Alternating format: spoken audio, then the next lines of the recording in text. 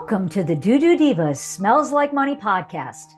I'm your host, Suzan Chin-Taylor, CEO and founder of Creative Raven, the firm that helps wastewater industry contractors and manufacturers unlock the power of digital marketing, AI, and PR to boost sales and opportunities. Whether it's through our online marketing and lead generation programs or providing a fully outsourced marketing department, we are passionate about helping businesses in the wastewater and civil infrastructure sectors not just survive, but thrive in today's digital world. Each episode, I'll be bringing you expert tips and strategies to help you grow and succeed. Let's dive in. Well, hello, everybody, and welcome to this week's episode of the Doo-Doo Diva Smells Like Money podcast. We are continuing our visit and conversation with Chris of Palin.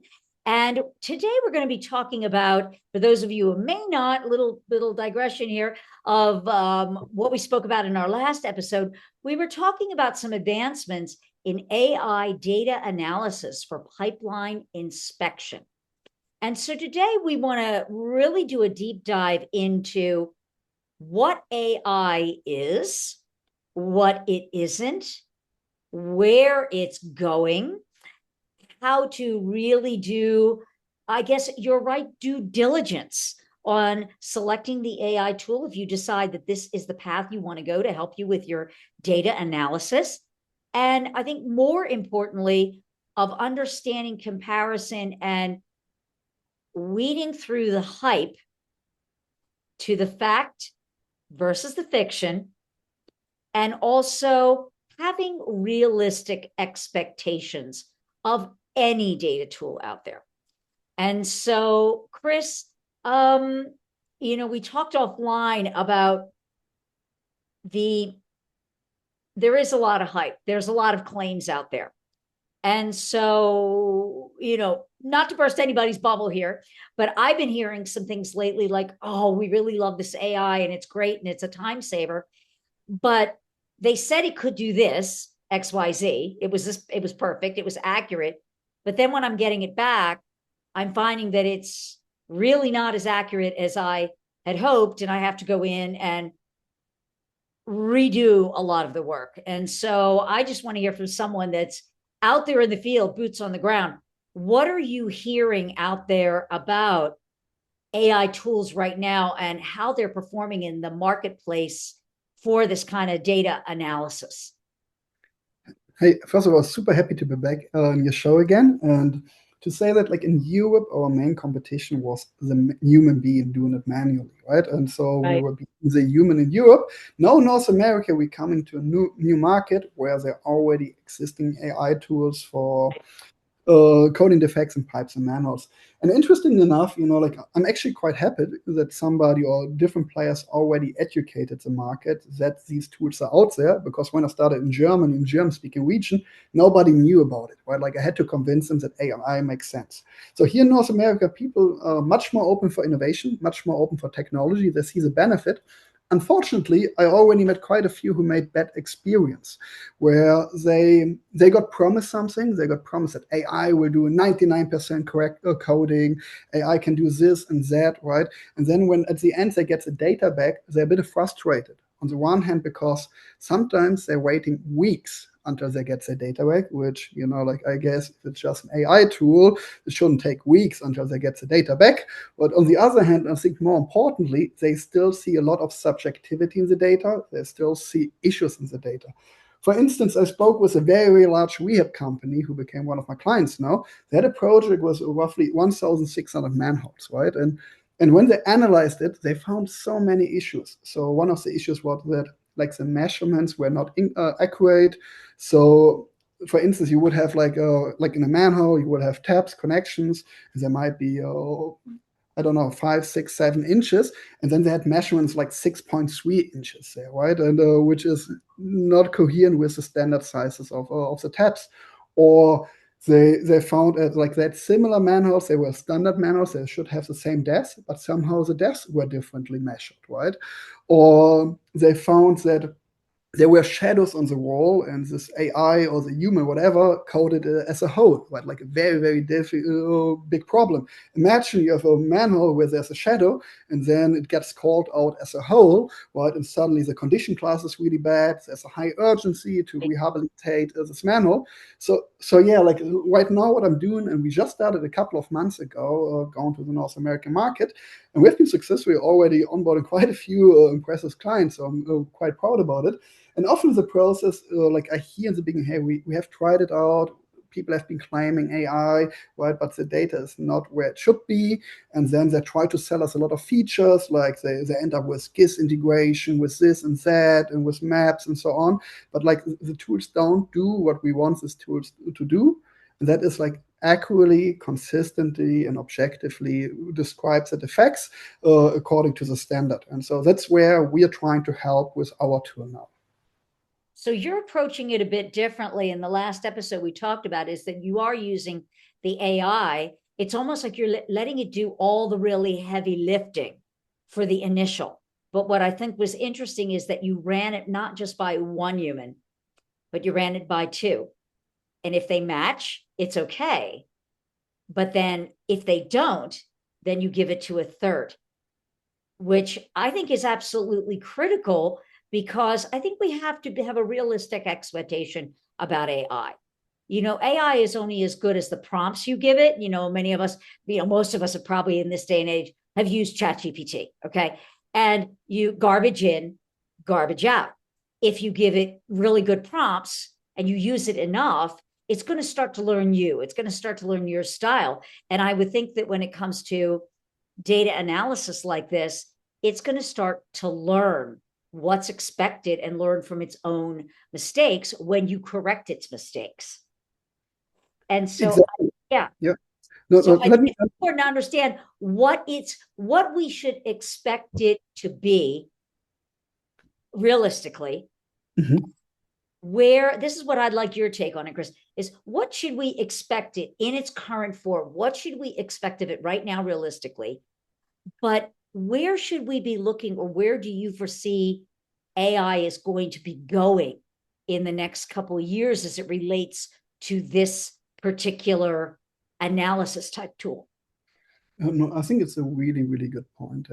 And to say that, so our AI, I can speak about our AI. I can't speak about others' AI so much because I can't look into the black boxes, but I can know, like, our AI is already much better than a human being in frequent classes. Objects which occur very often, like tabs, cracks, or joints, roots, deposits, where AI has a lot of examples and we have very large data set. We have like thousands of miles of training data, right? Like we have gotten the data from multiple large cities in Germany. We have analyzed it in our way, in an objective way, and thereby trained the AI. So the AI is much better than a human being in the frequent classes. But where AI usually ends up, like maybe not yet being as good as a human being, these are like those corner cases, like objects which don't occur that often, which have some sort of an ambiguity where it could be this, it could be that, right? And that's how we, so for instance, in most cases, we don't need to QC the AI with a crack or with a joint or with a root. But then, like, sometimes there are cases where you maybe have a tab which looks a little bit odd, and it could be even also a hole because it's very small and you have a large sewer. And that's where we need the targeted input from human. And again, as you correctly said, not just from one human, we need at least two human beings to look at it because we want to decrease the subjectivity of the quality control. Because out of two reasons. On the one hand, we want to ship data to clients which is as accurate as possible, right? But on the other hand, we want to continuously train our AI, and by QCing our AI and making sure that the rare cases are correctly coded, we can then put it back into a feedback loop, and with each data set, with each example, make our AI smarter, so that we will need less and less human input with time. And I think it's actually quite beautiful. I think in the last episode you said AI is not stealing jobs. And to be honest, in my last 7-8 years, I haven't seen a single human being lose their job because of our AI. People rather got promoted, got better job, could start working into rehab planning and other tasks, because everywhere we are lacking humans, right? But by letting the machine do most of the work, but adding the human whenever it needed, we can bring the best of two worlds, and thereby relieve the human from watching of hours of borrowing parts, and having the human focus on the parts where the AI actually needs help. And I think it's a beautiful combination. That makes a lot of sense, because one of the things that popped into my head is, what if there's a crossbore, which is something that, it happens here. It's like, I could just imagine the AI going, okay, what the heck is that? How it does that. Or if it's in, let's say in California, in a highly seismic area where there's really severe offsets or cracks, like you were saying, some of those things that aren't routine that you would expect in a pipe, those oddities, that makes a lot of sense. Now, have you seen, everything today is either bigger, badder, faster, more. Have you seen an increase in the ability for AI to process things? You were saying early on, weeks to get that data back. Are the tools improving now where they're able to do that assessment and generate that first pass of data for the human to kind of QC it? Is it faster now than it was, let's say, 2 years ago? Again, I can only speak about my AI, but I can speak about the early days. And so like in Europe, a lot of pipe scan, 3D site scanning is being used. So you have the CCTV crawler, and then you have the 3D site scanner. And in Europe, more and more 3D site scanners are being used. And I actually believe that's kind of the future of sewer inspection, because with pan and tilt, you have a human being, you have a lot of degrees of freedom, how he pans, how he drives, what he do. While with the 3D site scanner, we have more consistent data, which is better for the AI, and we can actually extract more information. So going back, I was going to ask you, can it take in things like reports from sonar inspection? Let me just I will go into multi-sensors in a second. Let me just go back talking a bit of my experience. So in the beginning, I was the only one who was training our AI. We were a small company, right? And I would be the one, together with somebody then I onboarded, who would QC our AI. And I could see, I was so impressed, in the beginning, the model was quite stupid, it had a lot of issues. Sometimes it would find water on the top when there was some, which doesn't make sense, and I could see firsthand, because the first customer data, I would always personally QC it, and I could see with each month how the model got smarter. I remember when first time correctly found a repair and described it correctly. So I could really see, damn, this model is getting smarter and smarter over time. Right. And now we do hundreds of miles every single month. And with this data set, right, every month our model gets smarter and better, and the need for human is decreased. Nevertheless, sewers look and behave more or less the same all over the world, but we see different things, right? So when we started in Switzerland, Swiss sewers are surprisingly in a good shape, right? They have very little severe defects. They are very well maintained. So our model in the beginning was really, really good at finding the minor defects, like small spullings or small incrustations, but our model hadn't seen so many severe defects. Then we went to Germany, Western Germany, old mining area, where you have a lot of movement in the ground. So you have a lot of sags, collapses, severe defects. And then we analyzed the first data set for cities there. And they said, hey, Chris, very good with the small defects, but you missed all the major defects, right? Because the model wasn't trained for it. And so we adapted it, we put input, and then it got better with it, and we'll so on. And nowadays, again, we have seen more or less everything. Our model has seen more data than a human being ever could see in their life. Nevertheless, there are still things which are out of the norm, and we have a so-called anomaly detection, something which detects things where the model doesn't know what it is. As you said in the beginning, there might be something occurred it has never seen, like crossbores. Like in Europe, we don't have, on the German-speaking, we don't have so many crossbores, right? So, but our anomaly detection is very good at finding those weird things. And then we can give it to multiple humans. They describe it, and with time, they will learn, or the AI will learn, and will get better. Oh, that's, yeah. I can just see it's starting to get stronger and stronger and stronger. And so where do you, as, someone that is developing this, I wanted to say, does it take sonar data? That might be, another area. But where do you see AI going as it relates to, sewer inspection, data analysis? How is it going to be able to help operators, contractors, municipal people, city, engineers how's it going to be able to do their jobs faster, better? Because we talked about in the last episode, lack of labor, being tasked to do the same amount of work, but with fewer people. Where do you see the tools going to help them? Very, very good question. Just briefly going into sonar or other sensors. So we currently only analyze visual footage, right? CCTV, scan footage, but at some point it would be possible to integrate other sensor data too. We haven't done so far because I think the market share of sonar inspection or MSI multi-sensor inspection is very small. And what we do is we build machines for high quantities, for data which exists in high quantities. That's why we haven't yet not focused on sonar, but if at some point this becomes a standard and we see it everywhere, we would be more than happy to integrate it in our approach. So looking forward, I remember writing my first business plan, like when we started, because we were like students, we were entrepreneurs, we wrote a business plan. We did like first year, okay, we do AI for automated defect reporting. Second year, we do condition assessment. Third year, we do rehab planning, so on and so far. Now, after 7 years, I can say we finished the first, right? Like we now have a working AI which can defect reporting. Yep. And of course, we had all the time people saying, hey, can't you do rehab planning? Can't you do that? But for us, it was very, very important to get this first piece right, because all other steps which come afterwards depend on the quality of the defect reporting, right? The condition assessment is only as good as the defect reporting, because if defects are not correctly described, you end up with the wrong condition class, with the wrong prioritization. Or if defects are not fully correctly classified, you might end up with the wrong rehabilitation planning.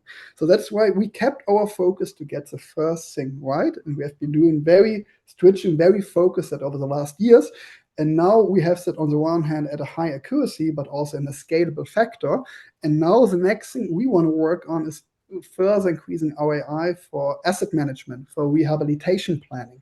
And again, it's not about taking the job from the engineer. It's more like providing the engineer with potential recommendation, and then the engineer still needs to make the decision, but we're giving him a new tool or giving them a new tool to get faster to their decision making, but also with trust, right?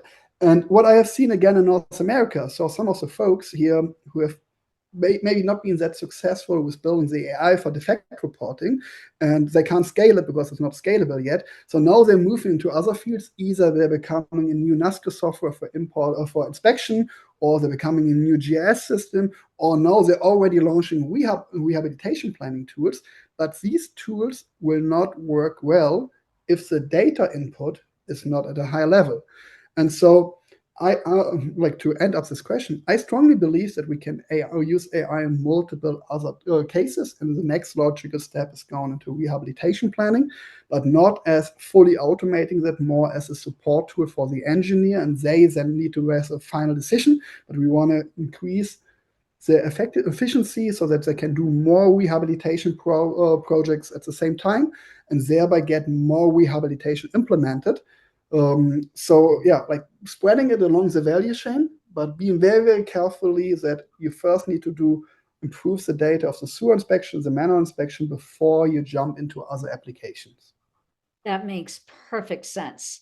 But it's, wow, what an exciting time we live in to see all these tools. And just like any new technology, it could be that double-edged sword that we're not aware of. But yeah, it's, everybody was so gung-ho about, AI for sewer inspection and where is it going to go. But, I think that you have tapped at Palin, you've really tapped into that missing piece of the puzzle between the data collection software and the cameras capturing the data and the analysis, is that it takes the accuracy to a whole nother level. And then I think that's why people have been a little reticent, is because they haven't seen that accuracy that they felt they could really rely on to deliver it to their customer or make a true decision. Like how good is this data? And so I think that you're that middle piece that connects those dots that I truly believe that the industry's been needing.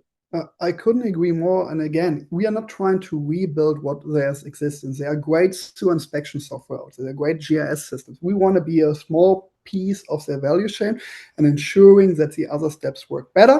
That's what we have been focused on and will continue to focus on. And I think that's great. Is that, I talk about this for folks all the time, is niche specialty. And that's what you've done, is like, just to stay in that lane and stay at what you're really, really good at, and you'll grow.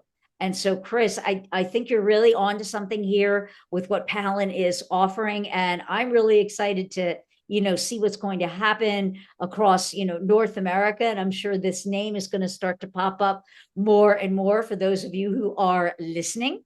And so, Chris, for those who might be interested in learning more about the software and how to get in touch with you, and tell them about your free offer for a test drive. Exactly. Just go on palin.com, our website, click on sign up for a demo. You will get a free demo trial account. You can upload some of your pipes, some of your manholes. We will analyze them for free, and you can compare them on the one hand maybe to your manual defect reporting, but you could also compare them to any other AI application who claims to have a high quality, but then let the data speak and compare, like what is actually the output of this AI model or AI in human quality control model. Absolutely. Proof is in the pudding, as they say. And so thank you again. Really exciting, stuff on the horizon for the industry. Thank you for sharing it with us. And for those of you tuning in, hope you got something out of this today. And I'm sure you learned something new. I know I did. And so until next time, keep it flowing. Thanks for tuning in to today's episode. If you're ready to take your marketing to the next level and start increasing sales and opportunities for your business, reach out to us at Creative Raven. We're here to help you thrive in the digital landscape. Visit creativeraven.com or click the link in the show notes below to schedule a call and learn how we can support your growth. If you enjoyed the insights on today's episode, be sure to hit subscribe so you'll never miss an update. Until next time, keep growing and keep it flowing.